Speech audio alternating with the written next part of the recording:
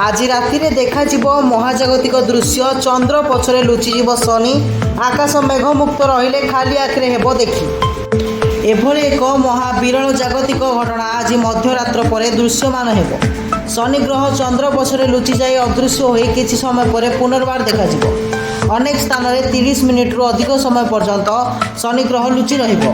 एही समय को एक प्रकार पराग कहुजिबो। सूर्य पराग समय चंद्र सूर्य को घोड़ाई रखि थाए। एटी चंद्र शनि ग्रह को घोड़ाई देव।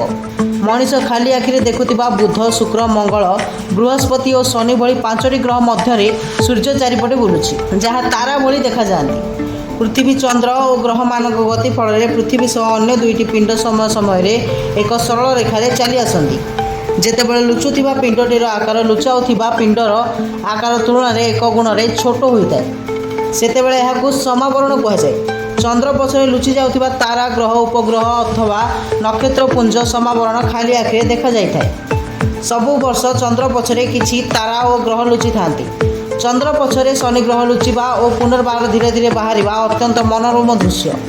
आकाश मेघमुक्त रहिले ओडिशार सबु अंचलरू आज मध्यरात्र पर प्राय 1:30 रु 2:37 मध्य खाली आखिरे देखि हबो।